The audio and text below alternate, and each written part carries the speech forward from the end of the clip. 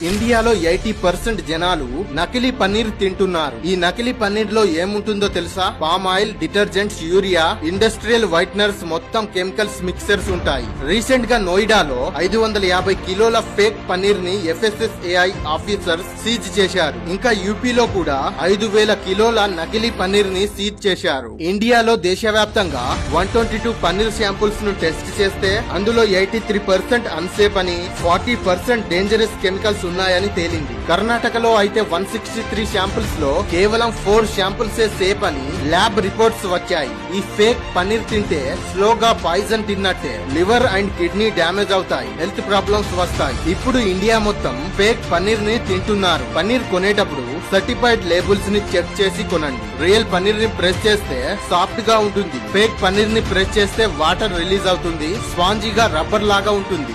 Share this reel. One share can save someone's life.